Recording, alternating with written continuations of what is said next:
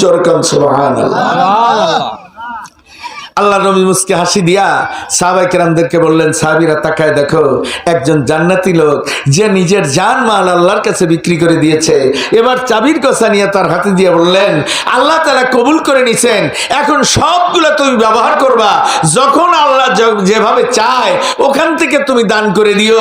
এইটাই আল্লাহকে দেওয়া হয়ে গেল। সবাই জোরে বলুন সুবহানাল্লাহ। সুতরাং আসেন, যদি কেউ জান্নাতের মালিক হতে চান, জান্নাত কিনে নিতে চান, তাহলে খুব তাড়াতাড়ি আসেন আল্লাহর রাস্তে, আল্লাহর ঘর মসজিদের জন্য একটু 10 জন মানুষের কাছ থেকে আমি চাই, যে 10 ব্যক্তি দুনিয়ায় বেহেশতের সংবাদ পেয়েছিলেন, দুনিয়ায় বেঁচে থাকতেই ওই 10 ব্যক্তির নামে 10 জন ব্যক্তি, বেশি চাইব না, প্রধান বক্তার কাছে আপনারা বেশি করে দিবেন, মাত্র 10,000 করে টাকা। আল্লাহর রাস্তে 10 জন ব্যক্তি আসবেন, যার জন্য আমি দোয়া করব, আল্লাহ তাআলা যেন ওই আশারায়ে মুবাশশিরার সাথে আপনাকে জান্নাত দিয়ে দেন। এই মসজিদের জন্য কিয়ামতের দিন যেন আল্লাহ আরশের ছায়ার নিচে আপনাকে জায়গা দিয়ে দেন।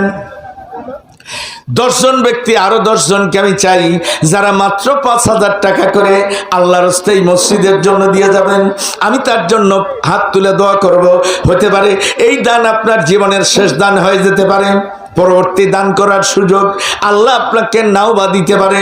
এই কারণে বলছি, অবিলম্বে আপনি একটু তাড়াতাড়ি করে আল্লাহর রাস্তে 5,000 করে 10 জন মানুষ একটু তাড়াতাড়ি করে দিবেন।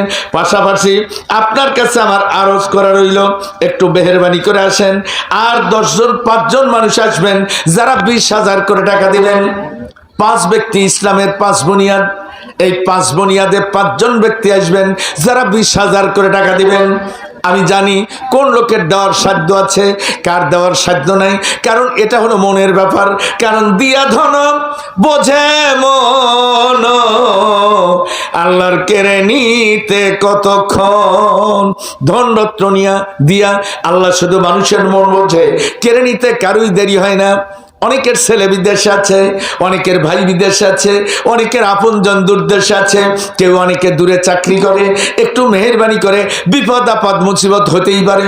এই গত কয়েকদিন আগে ফেসবুকে দেখলাম, বেলকুচির একটা লোক কনস্ট্রাকশনে কাজ করে, 40 তলার উপর থেকে পড়ে গিয়া জানটা শেষ। নাম ধাম উল্লেখ করে দিছে, সিরাজগঞ্জের বেলকুচির অমুক জায়গার অমুক ব্যক্তি, তার নাম। লোকটা মারা গেছে। মেহেরবানি করে, এই যে বিদেশে একটা লোক কখন কিভাবে মরে যাবে তার কোনো ঠিক নাই। আপনি তো টাকার গাছ মনে করে রেখেছেন, ওই প্রবাসী ব্যক্তির কাছ থেকে আপনার টাকা পাচ্ছেন, কিন্তু বিপদ আপদ মুসিবত যে কোনো দুর্ঘটনার হাত থেকে রক্ষা করার দায়িত্ব কার? আল্লাহর।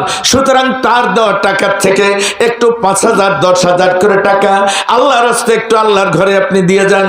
আল্লাহ তাআলার দেওয়া ইচ্ছায়, তার দানের কারণে ওই ব্যক্তির পাঠানো টাকায় আপনি তো বড় বড় অর্থ সম্পদ, বাড়িঘর, জমাজমি ইত্যাদি কিছু করছেন, কিন্তু জীবনের শেষ নিঃশ্বাসটা যখন চলে যাবে, ওই বাড়িঘর সব পড়ে থাকবে, মাত্র 3 খান অথবা 5 খানা কাফনে জড়াই দিয়া ওই লোকটাকে অন্ধকার মাটির কবরে শোয়ানো হবে।